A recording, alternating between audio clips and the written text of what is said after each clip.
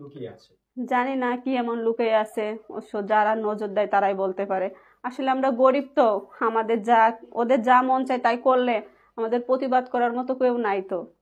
যদি প্রতিবাদ করার মতো কেউ থাকতো তাইলে আমাদের সঙ্গে এরকম কোনো কিছু হইতো না। আর আমরা গরিব হইছি, পেটের দায়ে কাজ করতেছি, তাইলে আমরা বুক ফুলায় কাজ করতে পারতাম। আসলে আমাদের সাপোর্ট দেওয়ার মতো বা আমাদের পাশে দাঁড়ায় শক্ত হাতে একটা কথা বলার মতো কেউ নাই। তারপর আপনার তো বেশ বয়স হয়েছে, আপনার এখন বয়স কত? আমার বয়স 21 বছর। 21 বছর। তা জি। আমরা তো জানি সাধারণত দরিদ্র ঘরের সন্তানদের 14-15 হলেই বিয়ে শাদী দিয়ে দেয়।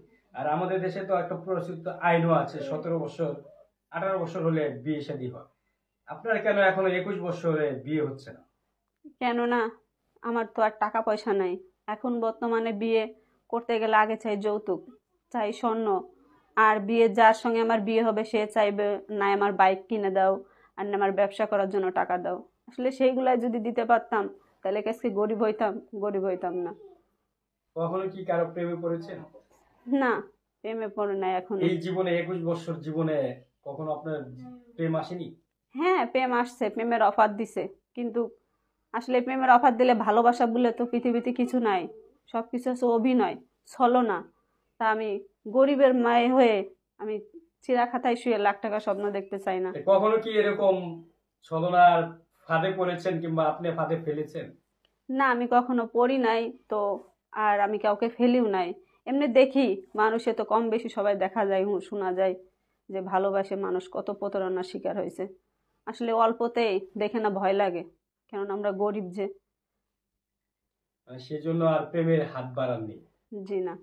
এই যে এই ভিডিওতে দেখে যদি আপনাকে কেউ প্রেমের প্রস্তাব দেয়, তাহলে কি প্রেমে পড়বেন?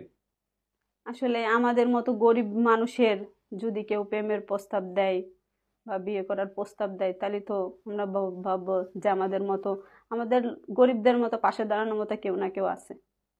এইখানে যদি আবার আপনার প্রেমের প্রস্তাব দিয়ে আপনার দেহটাকে বুক করতে চায়, তখন কিভাবে তাকে?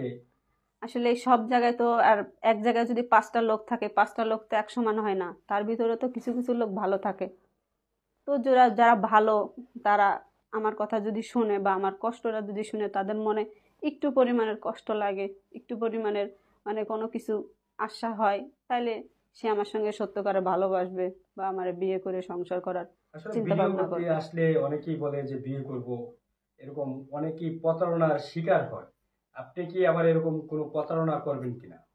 না, আসলে আমরা গরিব হইতে পারি, আমরা নীতি আমাদের ঠিক আছে, তো আমরা গরিব যদি কাউরে একটা কথা দিই, জীবনের বিনিময় হলে সে কথাটা রাখার জন্য চেষ্টা করি। তাই আপনার সাথে কোনো যোগাযোগের কোনো ব্যবস্থা আছে? আপনার কেউ যদি আপনার ভালোবাসার প্রেমিক হতে চায় কিংবা আপনার পাশে এসে দাঁড়াতে চায়, হ্যাঁ, আমার মোবাইল নাম্বার আছে। সেই নাম্বারটি কি দিবেন? হ্যাঁ, অবশ্যই দেব। আপনার নাম? আমার নাম আখি। আখি। তো সুপ্রিয় দর্শক, আখির জীবনের কষ্টের কথাগুলো শুনলেন। তার মা অসুস্থ। যদি পারেন সাদা মনে কেউ সহযোগিতা করবেন। বিয়ে শাদী কিংবা প্রেম ভালোবাসা একান্তই আপনাদের ব্যক্তিগত ব্যাপার। আপু, আপনার আর কিছু বলার আছে আমাদের দর্শকদের উদ্দেশ্যে? আসলে দর্শকদের উদ্দেশ্যে একটা কথাই বলবো, যদি আমার কষ্টটা দেখে বা আমার কষ্ট কথাটা শুনে যদি আপনাদের বিন্দু পরিমাণের মনে একটু কোনো ধরনের ভাবে আঘাত লাগে, তাহলে প্লিজ আমার একটু সাহায্য করবেন। কেননা আমার মাটা খুবই অসুস্থ। আপনারা যদি আমার পাশে থাকেন, আমারে সাহায্য করেন, তাহলে ঠিক আমার মাটাকে আমি একটু সুস্থ করতে পারবো। আসলে পৃথিবীতে আমার মা ছাড়া দ্বিতীয় কেউ নাই, আর আমি আমার মারে হারাইতে চাই না। আর যদি আপনার জীবন সঙ্গী কেউ হতে চায়, তাহলে কেমন বয়সের লোক হলে আপনি জীবন সঙ্গী বেছে নেবেন? আসলেই বয়স কি, যদি তার মনটা যদি ভালো হয়, সে যদি আমার নিয়ে সারা জীবন সুখে শান্তিতে থাকতে পারে, দুবেলা দুমুঠো ভাত, ফিনদানে যদি দুবেলা 2 বছরে 2টা শাড়ি দিতে পারে, এটাই তো যথেষ্ট দর্শক, তার। আপনারা শুনলেন এই আখি আপুর জীবনের গল্প। যদি ভালো লাগে তাহলে তার পাশে এসে একটু দাঁড়াবেন, একটু সহযোগিতার হাত বাড়িয়ে দিবেন।